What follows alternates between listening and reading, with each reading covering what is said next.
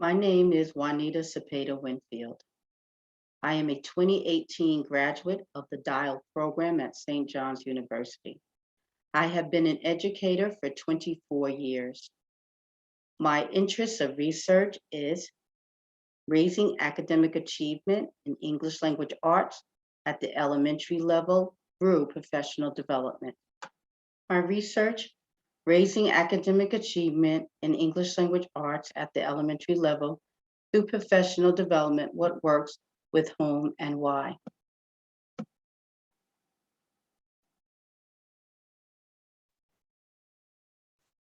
High quality professional development strategies are essential to schools. Staff development of yesterday, consisting of sessions of set and get workshops and expert delivered awareness campaigns are long gone. Today's professional development models are more effective and engaging. Research and experience help us recognize the high quality ongoing professional development that deepens teachers' content knowledge and pedagogical skills, provides opportunity for practice, research, and reflection. It also includes efforts that are job embedded, sustained, and collaborative, which will assist in the goal to remain up to date with research. The problem of the study appeared to be that for many teachers, professional development has little influence on their classroom practice if they have not been involved in the planning process. This sentiment may occur from a feeling that professional development does not meet their professional instruction or their individual needs, or it's a one-size-fits-all program.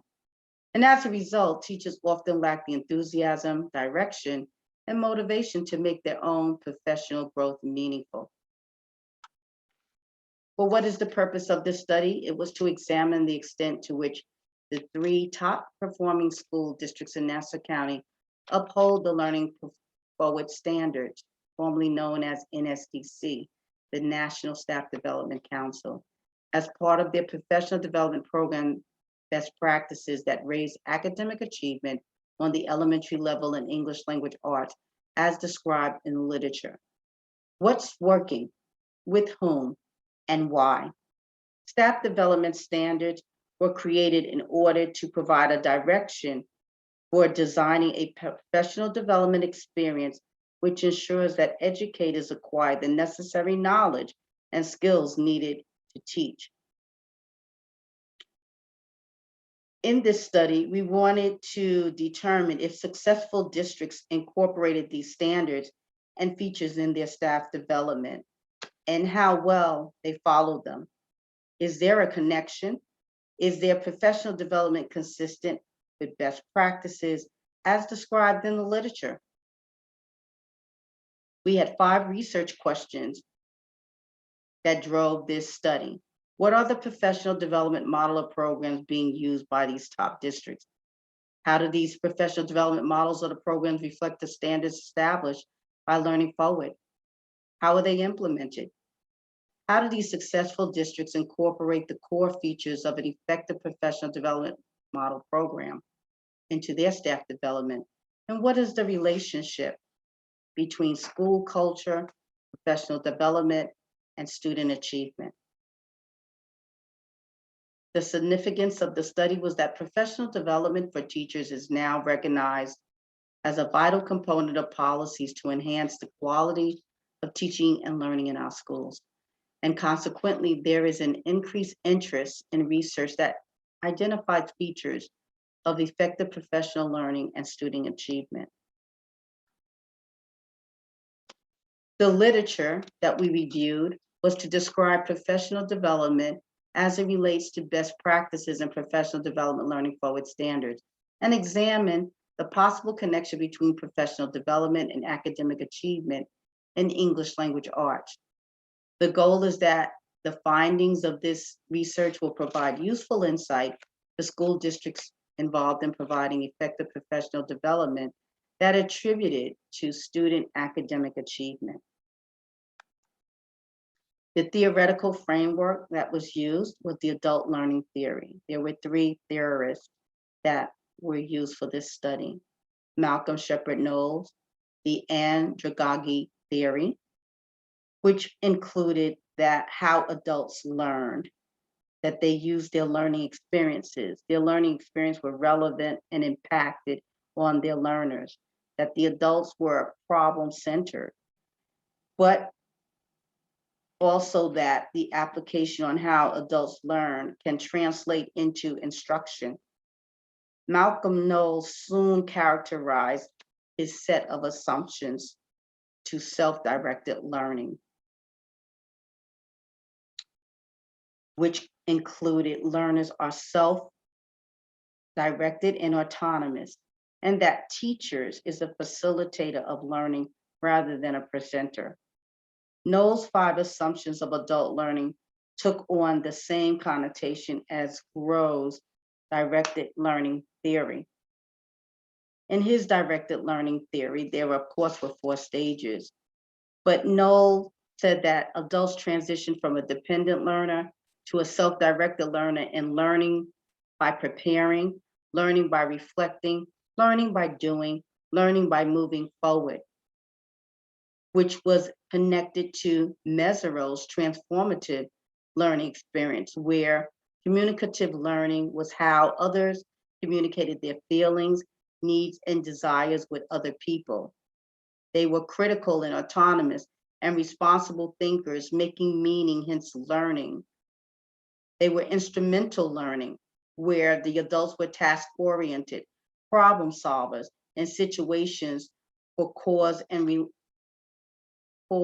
and effect relationships. Here is a conceptual framework of what I just spoke about.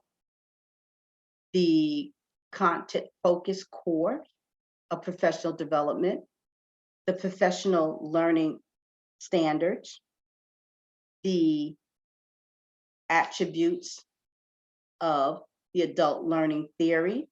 Learners are self-directed. Teachers are facilitators in their learning rather than present or in their content. We have Grove, where his model said that they were dependent learners. The adults were interested in their learning. They were involved in their learning, and therefore they were more self-directed, learning and moving forward to that transformative learning, which encompass student achievement that leads to successful student achievement within the classroom. This was a qualitative study. There was data analysis, there was coding, and data collapsed codes into themes. So we had the coding of the data where we divided them, we labeled them, we reduced those codes, we collapsed them again into themes. And this was called a zigzag approach to the collection of our analysis. The data collection were the 3 interviews. The data analysis were, with those interviews, them being preliminary, looking at them again, them being refined into categories, and then refining them even more to have our thematic analysis used to identify, analyze key themes from qualitative data patterns. Our research setting and context, and our research sample and data source. Our setting was that there were 3 North Shore school districts in Nassau County, total population of 11 elementary schools, serving 10,655 students. The limitation of our study was our sample size, because we only had 3 assistant superintendents of elementary curriculum and instruction. Questionnaires and teacher surveys to further explore perception of teachers and professional development practices were not used. We used a semi-structured interview, and the data collection were the interview protocol questions, which were created by the researcher. Our finding for question number 1, what are the professional development models being used by these exemplary districts? Well, the researcher found that They were divided into three categories as described in the literature. One was the standardized teacher professional development, which is the most centralized approach used to disseminate information and skills among large teacher population. The finding of the study disclosed that the administrators are committed to providing training and educating and advance all stakeholders affecting the lives of students. The research has found that the participants engaged and supported teacher professional development by providing clear direction and focus to improve student achievement for all students. The second model was site-based teacher professional development, and this was described as an intensive learning group of teachers in a school or region promoting profound long-term changes in instructional methods and practices. And then the third model they used was self-directed. This was an independent learning that sometimes is initiated at the learner's discretion. Throughout the interview, there was a continuous self-directed learning of independent learners. Finding of question number 2, how do professional development models or programs reflect the professional learning standards? Here on the screen, you see that the learning standards guided learning facilitation, implementation, and evaluation. These bullets are the learning standards. There was leadership, they were skillful, they developed capacity. The resources that were used were for educational learning. The data that they used were different sources, system data. They planned and they assessed and they evaluated. The learning designs were integrated in theory and research of learning to achieve intended outcomes for the districts. They implemented research to change and sustain support for implementation for their long-term outcomes. Their outcomes were aligned with educators' performance and student standard key features to professional learning that led to result-driven depth of teacher practice.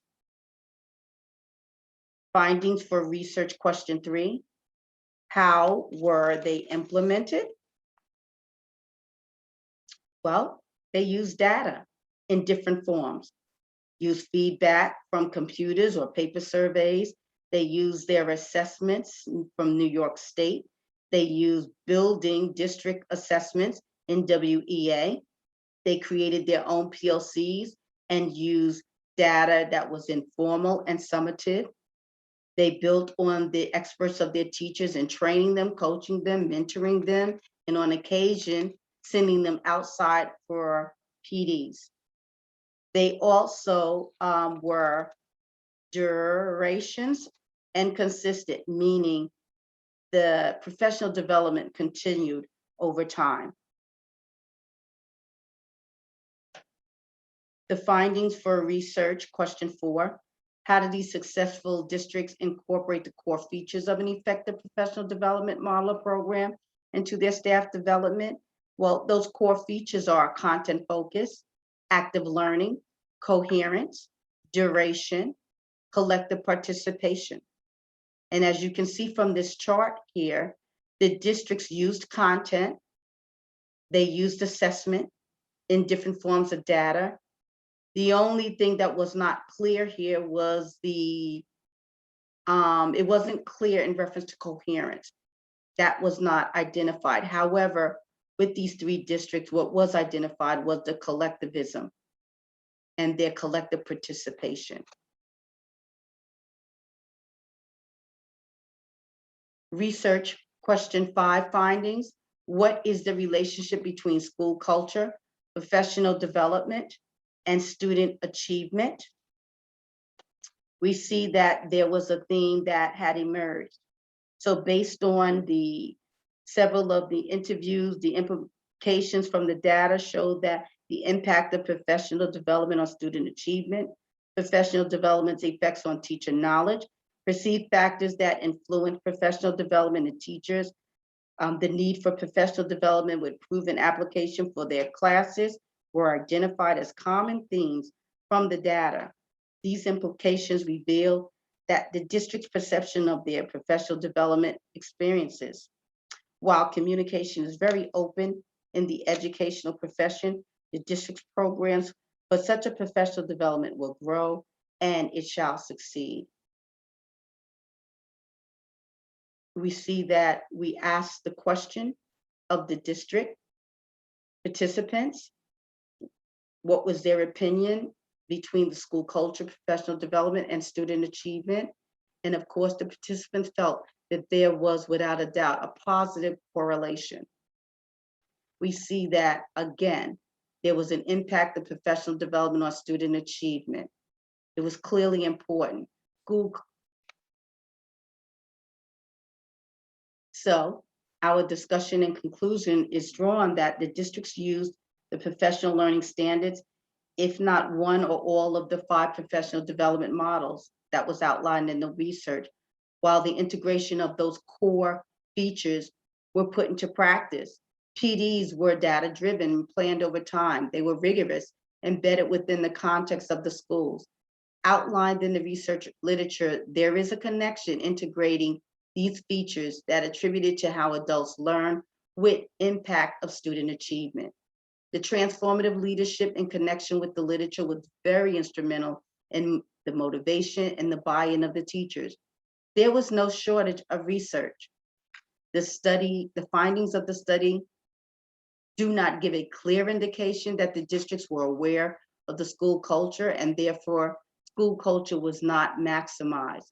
So what were the implications of this? Well, professional development can be overlapping in functions to improve school performance, improve quality of classroom instruction, and support the implementation of school initiatives. This concludes the end of my research, and I would like to thank you very much.